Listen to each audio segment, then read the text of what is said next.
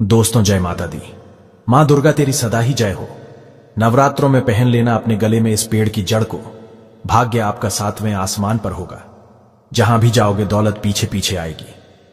दोस्तों, हिंदू संस्कृति में कई तरह की पौराणिक मान्यताओं को महत्व दिया गया है कि कई ऐसे पेड़ पौधे होते हैं जो कि काफी शुभ माने गए हैं। कई ऐसे पेड़ पौधे होते हैं जो कि हमारे जीवन में चल रही परेशानी को दूर कर देते हैं।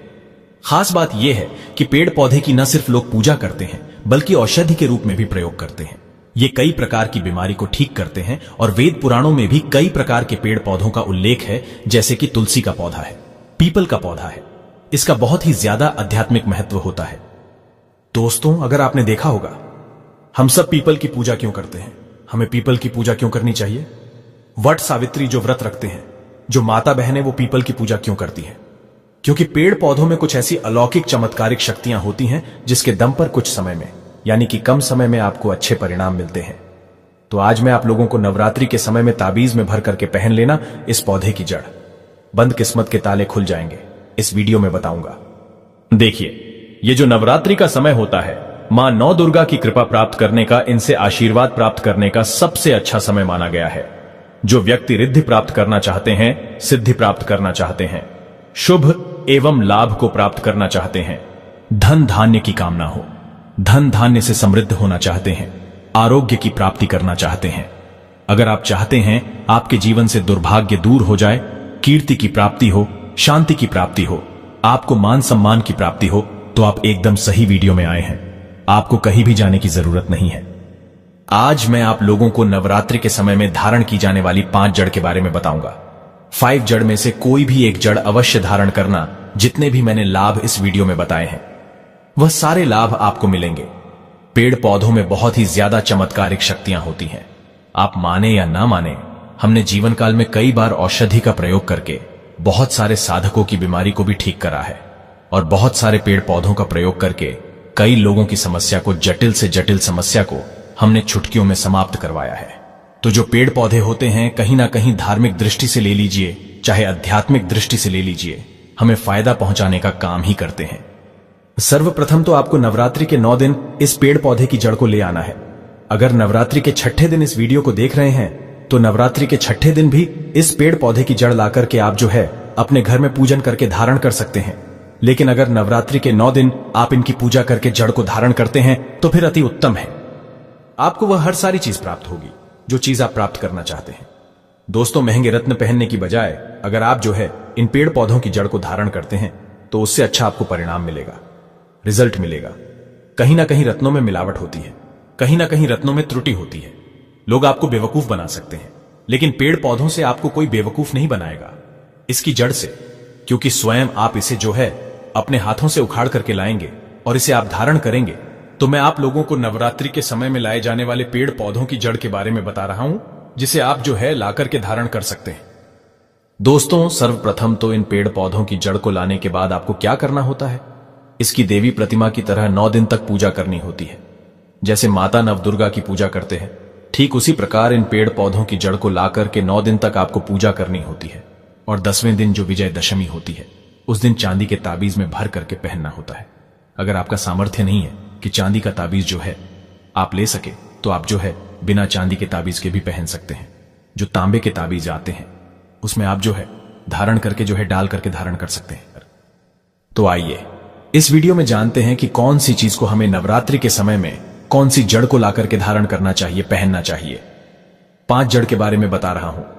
जानकारी बताने से पहले, वीडियो में आगे बढ़ने से पहले, आप सभी दर्शकों से गुजारिश करना चाहूंगा, वीडियो में बताई गई जानकारी पसंद आएगी तो वीडियो को लाइक करें, चैनल को सब्सक्राइब जरूर कर लेना, और हां दोस्तों, कमेंट बॉक्स में अपनी राशि भी डाल दीजिएगा।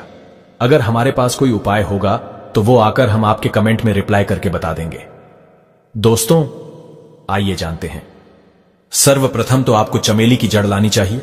चमेली की जड़ के बेनिफिट बताना चाहूंगा, फायदे बताना चाहूंगा। चमेली की जड़ में दैवीय शक्तियां समाहित रहती हैं। आपने देखा होगा, चमेली का जो तेल है हनुमान जी महाराज को समर्पित होता है। इसमें हनुमान जी महाराज की दैवीय शक्तियां रहती हैं।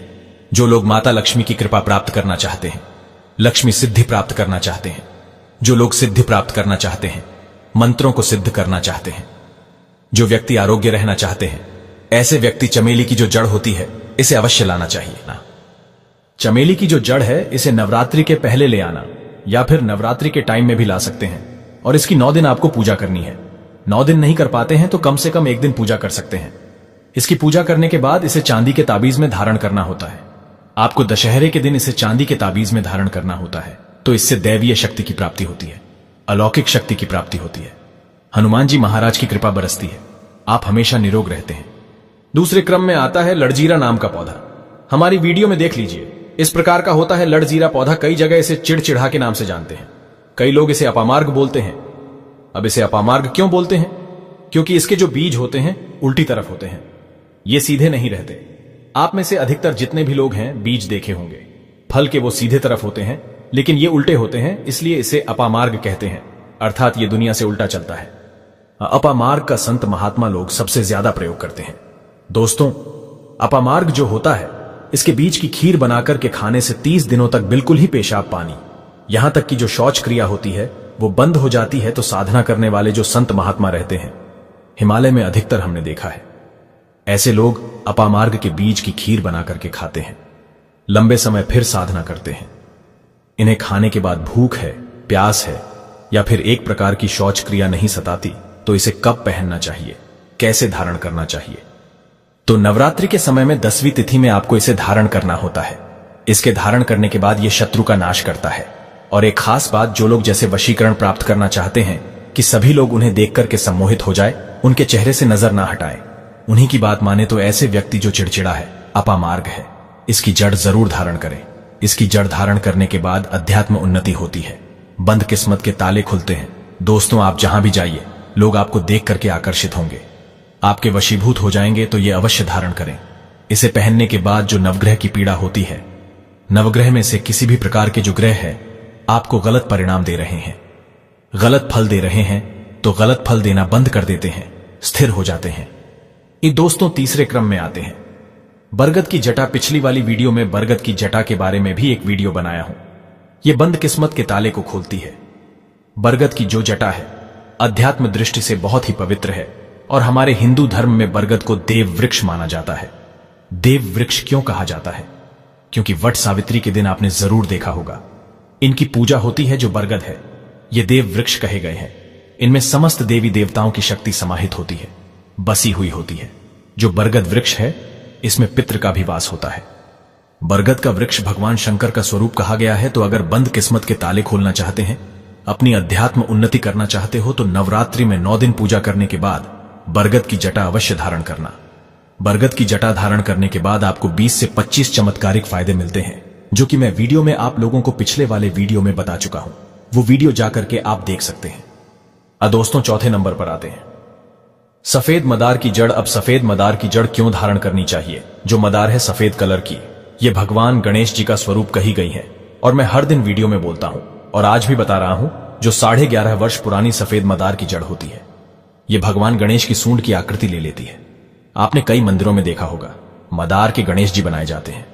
मदार के जो गणेश जी हैं इन्हें बहुत ही ज्यादा फलकारी कहा गया है। ये तत्काल अपना फल प्रदान करते हैं। अब भगवान गणेश जी को रिद्धि सिद्ध शुभ लाभ के स्वामी कहा गया है। तो अगर आप रिद्धि सिद्ध शुभ लाभ धन वैभव प्राप्त करना चाहते हैं तो मदार की जड़ नवरात्रि में ले आना। इसकी 2 से 5 दिन 9 दिन तक पूजा कर देना। इसके बाद 10वीं तिथि को धारण कर सकते हैं, पहन सकते हैं। इसमें आपको बहुत ही ज्यादा लाभ मिलेगा। जो मदार है यह भगवान गणेश जी का स्वरूप कहा गया है और मदार धारण करने के बाद नवग्रह की जो पीड़ा होती है समाप्त हो जाती है।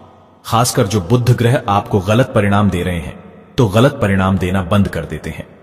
दोस्तों, अंतिम में आते हैं अपराजिता। अपराजिता क्यों धारण करना चाहिए? जो अपराजिता है इसके पुष्प माता लक्ष्मी को अत्यंत प्रिय है।